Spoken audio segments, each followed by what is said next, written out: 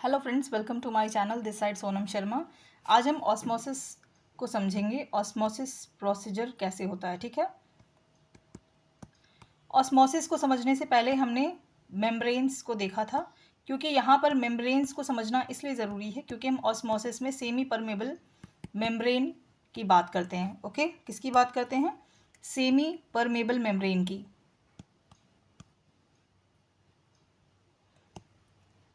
ठीक, अब semi permeable membrane को हमने डिस्कस किया था कि यहाँ पर ओनली सॉल्वेंट मॉलिक्यूल्स जो होते हैं, सॉल्वेंट जो है अगर प्लांट के केस में हम जैसे बात कर रहे हैं तो यहाँ पर हम वाटर मॉलिक्यूल की बात करेंगे, ठीक है।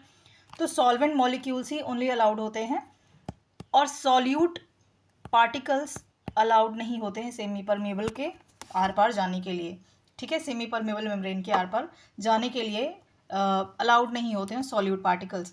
तो यहाँ पर मूवमेंट सिर्फ सॉल्वेंट पार्टिकल्स के होंगे। तो हम इसको अगर ऑस्मोसिस को समझना चाहते हैं तो हम ये भी कह सकते हैं कि osmosis is a special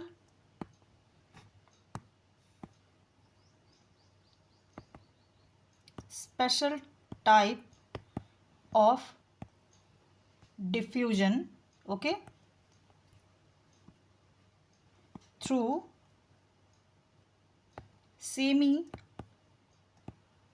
permeable membrane, ठीक है। इसमें कोई डाउट नहीं होना चाहिए। ये एक स्पेशल टाइप का डिफ्यूजन है जो कि सेमी परमेबल के थ्रू हो रहा है और यहाँ पर किसका मूवमेंट होगा? ओनली सॉल्वेंट पार्टिकल्स का, सॉल्वेंट मॉलिक्यूल्स का मूवमेंट होगा, सॉल्यूट पार्टिकल्स का मूवमेंट नहीं होगा, ठीक है। तो यहाँ पर सॉल्वेंट कहाँ से कहाँ मूव करेगा? सॉल्वेंट का मूवमेंट होगा from the higher concentration to their lower concentration, ठीक है। इसमें किसी भी तरीके का कोई प्रॉब्लम नहीं होना चाहिए। या हम ये भी कह सकते हैं कि अगर हम एक एग्जांपल के थ्रू अगर आपको समझाना चाहें कि अगर हमने एक यू शेप्ड ट्यूब को लिया, यहाँ पर हमने सॉल्यूशन को फिल कर दिया है और इसको हमने क्या किया? इसको हमने सेमी परमेबल मेम्ब्रेन यहाँ पर बीच में अटैच कर दिया। अब अगर आप यहाँ पर इसकी मूवमेंट की बात करते हो कि सॉल्यूशन कैसे कहाँ से कहाँ मूव कर रहा है, तो सॉल्वेंट पार्टिकल या फिर वाटर मॉलिक्यूल्स जो होंगे वो सेमी परमेबल मेम्ब्रेन के अक्रॉस जा सकते हैं, लेकिन जो सॉल्यूट मॉलिक्यूल्स हैं, जो सॉल्यूट पार्टिकल्स हैं, वो वहीं के वहीं रह जाएंगे। और इनका अगर डेफिनेशन की अगर हम बात करें तो हम ये भी कह सकते हैं कि सॉल्वेंट पार्टिकल का मूवमेंट जो हो रहा है from the region of lower concentration of solute to higher concentration of solute move कर सकता है, ठीक है। दोनों बातें सेम ही हैं, ठीक है। इसमें कोई भी प्रॉब्लम नहीं होनी चाहिए मेरे ख्याल से। अब हम इनके आगे बातें करेंगे कि किन सॉल्यूशंस में किन तरीके का रिएक्शन सेल्स के ऊपर हो सकता है। तो उसमें अगर हम बात करते हैं आइसोटोनिक सॉल्यूशन की, ठीक है। आइसोटोनिक सॉल्यूशन किस तरीके का सॉल्यूशन होता है? जब भी हम किसी सेल को ऐसे एनवायरनमेंट में प्लेस करते हैं जहाँ की उसके अंदर के कॉन्सेंट्रेशन से ज़्यादा कॉन्सेंट्रेशन, अगर बाहर का कॉन्सेंट्रेशन होता है या उसके अंदर का कॉन्सेंट्रेशन कम है और बाहर का कॉन्सेंट्रेशन ज़्यादा है, या अंदर और बाहर सेल के दोनों ही कॉन्सेंट्रेशन इक्वल है, तो इन सिचुएशंस में हम उन्हें क्या नाम देते हैं या किन तरीके के सॉल्यूशंस से उनको हम बुला सकते हैं, ये हम पढ़ेंगे, ठीक है।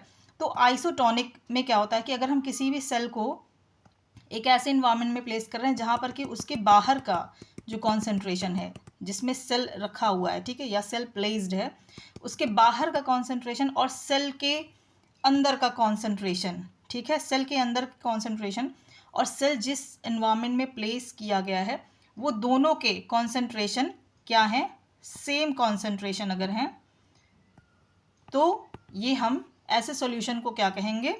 ऐसे सॉल्यूशन को हम कहेंगे आइसोटोनिक सॉल्यूशन, ठीक है। कोई कन्फ्यूजन नहीं होना चाहिए। अगर आपको कोई भी कन्फ्यूजन लग रहा है तो आप मुझे मैसेज कर सकते हैं या कमेंट बॉक्स में आकर के पूछ सकते हैं। ये हो गया आइसोटोनिक सॉल्यूशन। देन हम बात करेंगे हाइपोटोनिक सॉल्यूशन। हाइपोटोनिक सॉल्यूशन कौन से सॉल्यूशन होते हैं, ठीक है, इसके बारे में बात करते हैं। तो जब हमारा आउटर सॉल्यूशन का कॉन्सेंट्रेशन जो होता है लोअर होता है, ठीक है, जहाँ पर हमने ये सेल हमारा है, ठीक है, यहाँ आउटर कॉन्सेंट्रेशन जो है सेल का, अगर ये लोअर कॉन्सेंट्रेशन, ठीक है, यहाँ का कॉन्सेंट्रेशन लोअर है और अंदर का कॉन्सेंट्रेशन से बाहर का कॉन्सेंट्रेशन लोअर है, तो ऐसे सिचुएशन में हम इसे क्या नाम देंगे, हाइपोटोनिक। हाइपो मीन्स, इसी से आप समझिएगा, this represents to lower concentration, ठीक है।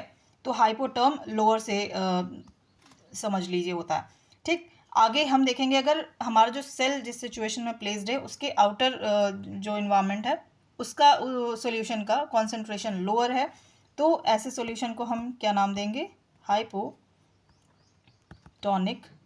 सॉल्यूशन। और अगर आप इसको जस्ट अपोजिट कर दीजिए, अगर सेल के कॉन्सेंट्रेशन से बाहर का कॉन्सेंट्रेशन जिस इन्वायरमेंट में है उस सॉल्यूशन का कॉन्सेंट्रेशन अगर हायर है, अगर ये हायर कॉन्सेंट्रेशन में होता, ठीक है, तो इस सॉल्यूशन में हम इसे क्या नाम देंगे, हाइपरटोनिक सॉल्यूशन, ठीक है। तो कोई भी तरीके का कन्फ्यूजन नहीं होना चाहिए, ठीक है।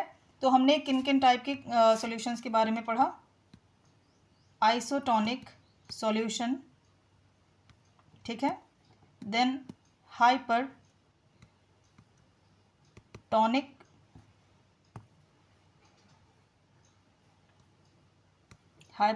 सॉल्यूशन, देन हाइपोटोनिक सॉल्यूशन, ठीक है। ये तीन हमने पढ़े हैं। इसके बाद हम देखेंगे एक्सऑस्मोसिस और एंडोस्मोसिस कैसे होता है, वो हम नेक्स्ट वीडियो में डिस्कस करेंगे। Thank you.